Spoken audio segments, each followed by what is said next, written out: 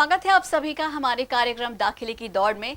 आज के एपिसोड में हम चर्चा करेंगे कि इस दौरान जब स्कूल्स बंद हैं तो किस तरह से होगी बच्चों की पढ़ाई। हालांकि सभी स्कूल्स अपनी तरफ से ऑनलाइन क्लासेस के जरिए बच्चों को पढ़ा रहे हैं, लेकिन क्या सिर्फ ऑनलाइन स्टडीज काफी हैं? आज हमारे स्टूडियो में इन बातों पर चर्चा करने के लिए मौजूद हैं आदिनाथ स्कूल से प्रिंसिपल नीतीश मिश्रा जी। नीतीश जी, बहुत बहुत स्वागत है आपका माध्यम टीवी पर। थैंक यू जी सर, आदिनाथ स्कूल की ओर से भी ऑनलाइन क्लासेस स्टार्ट काफी पहले ही कर दी होंगी। हाँ, बहुत पहले कर दी गई थी। इनफैक्ट मैं कह सकता हूँ अलवर के अंदर आदिनाथ पब्लिक स्कूल में ऑनलाइन क्लासेस हमने सबसे पहले स्टार्ट कर दी थी। बिल्कुल बिल्कुल। तो ऐसे में अब किस तरह का रिस्पांस मिल रहा है आपको स्टूडेंट्स की तरफ से? हमको स्टूडेंट्स की तरफ से और पेरेंट्स की तरफ से, दोनों की तरफ से बहुत ही पॉजिटिव रेस्पॉन्स मिल रहा है। जी। स्टार्टिंग के दौर में जबकि सभी पेरेंट्स और स्टूडेंट परेशान थे कि लॉकडाउन हो गया, अब किस तरह से हमारे बच्चों की पढ़ाई हो पाएगी, तो उसी वक्त हमारे पास में पेरेंट्स के कॉल आने स्टार्ट हो गए थे कि आप लोगों ने ये बहुत ही अच्छा किया है कि आपने टाइम रहते इस टाइप से ये ऑनलाइन क्लासेस को स्टार्ट करके स्पेशली बोर्ड क्लासेस 10th और 12th के बच्चों को ध्यान में रखते हुए ये स्टार्ट कर। जी, यानी कि ज्यादा टाइम ना तो स्टूडेंट्स का वेस्ट हुआ और ना ही स्कूल का वेस्ट हुआ ये डिसाइड करने में कि आखिर करना क्या है। बिल्कुल भी टाइम हमने वेस्ट नहीं किया, बिल्कुल भी टाइम हमने वेस्ट नहीं किया।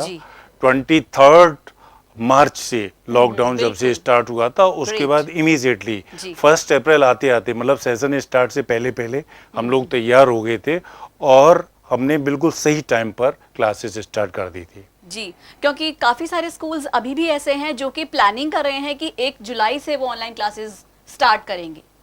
तो अब स्टूडेंट्स किस तरह से बेहतर पढ़ाई के लिए फोकस्ड हो, इस बारे में आपको क्या कहना है? स्टूडेंट्स को फोकस्ड होने के लिए जरूरी है 2-3 चीजें।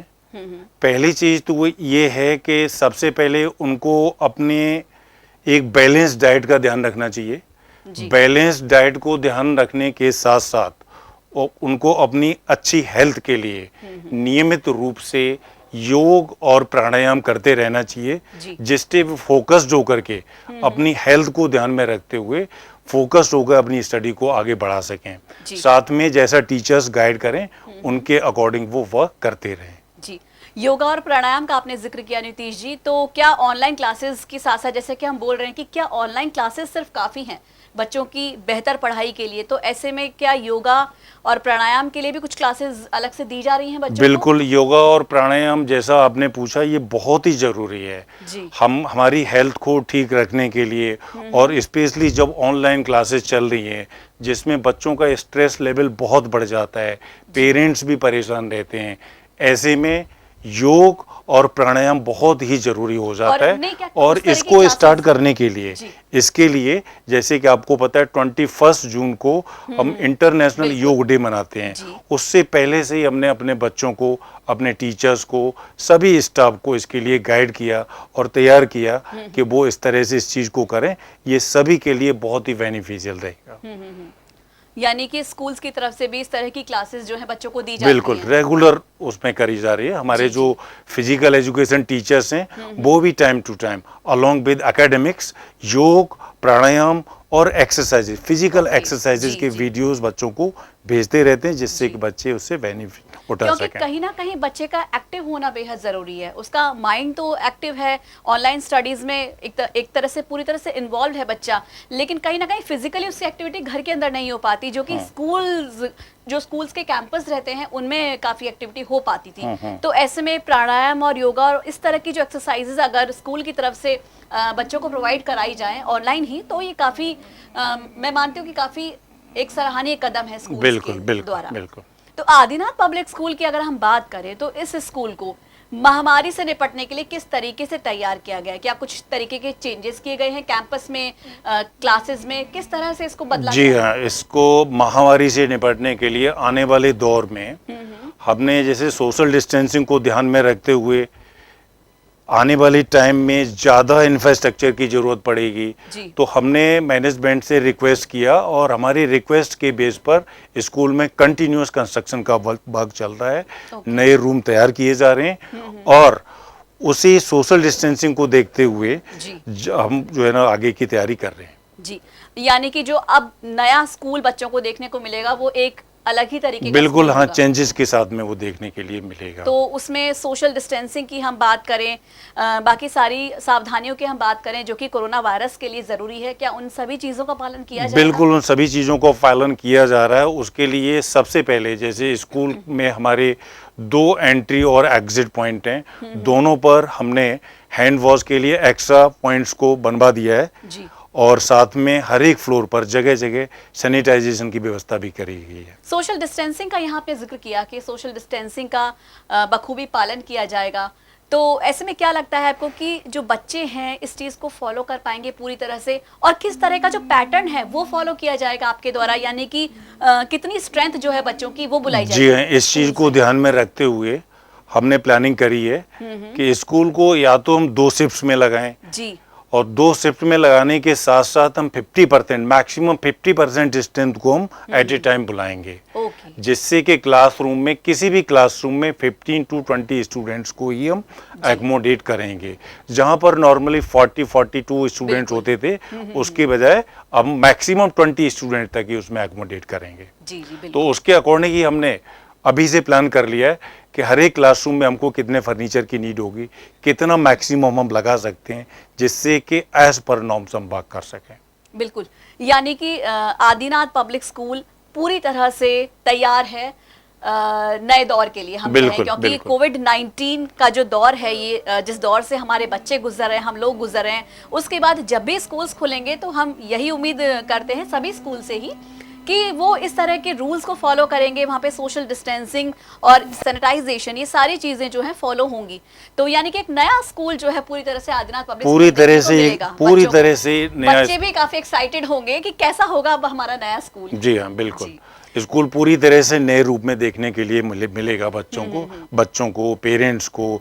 उसके लिए कंस्ट्रक्शन वर्क भी चल रहा है। जी, जी, जी। साथ में हमारे जो क्लासरूम से स्पेशली हमारे प्री प्राइमरी बच्चों के लिए जो नर्सरी, एलकेजी, यूकेजी क्लासेस होती हैं, इन सभी के क्लासरूम्स को अच्छे तरह से पेंट करवा के बिल्कुल नए रूप में तैयार कर दिया गया है। बिल्कुल बिल्कुल।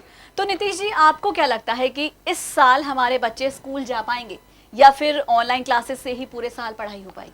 ये जो क्वेश्चन है आपका थोड़ा सा जटिल है। जी। इसके बारे में आज की डेट में एज सच कुछ नहीं कहा जा सकता। बिल्कुल। लेकिन जैसे ही परिस्थितियां नॉर्मल होती हैं, कोविड-19 के इससे हम उभर पाते हैं और ऊपर से गवर्नमेंट की तरफ से, सेंट्रल गवर्नमेंट की तरफ से, जी। स्टेट गवर्नमेंट की तरफ से जो भी इंस्ट्रक्शंस आते हैं, एज पर दोस इंस्ट्रक्शंस हम सभी नॉर्म्स को फॉलो करते हुए क्लासरूम टीचिंग की तरफ बढ़ेंगे। और न केवल क्लासरूम टीचिंग की तरफ, क्लासरूम टीचिंग के साथ साथ, क्योंकि जैसे हमने आपको बताया मैक्सिमम 50% स्ट्रेंथ को ही हम एकोमोडेट कर सकेंगे जी। एट ए टाइम क्लास में, तो रिमेनिंग 50% स्टूडेंट्स के लिए हम वहीं से ऑनलाइन क्लासेस का अरेंजमेंट भी करेंगे। मींस 50% स्टूडेंट्स तो क्लासरूम में डायरेक्ट जो स्टडी कर रहे होंगे, रिमेनिंग 50% ऑनलाइन क्लासेस ले रहे होंगे। जी जी, यानी कि जो रिमेनिंग 50% है उनकी ऑनलाइन क्लासेस चलेंगी, बाकी 50% की ऑफलाइन क्लासेस जी, चलेंगी। जी। लेकिन पढ़ाई कंटिन्यूअसली जारी रहेगी, बिल्कुल चाहे बच्चा जारी स्कूल रहेगी। आ रहा हो या नहीं आ रहा हो। ये बहुत ही अच्छा कदम, एक सराहनीय कदम जो है आदिनाथ पब्लिक स्कूल की तरफ से उठाया गया है। नीतीश जी, अब आपसे जानना चाहूंगी कि एक अभिभावक को बच्चे का दाखिला कराते वक्त किन किन बातों का ध्यान रखना चाहिए?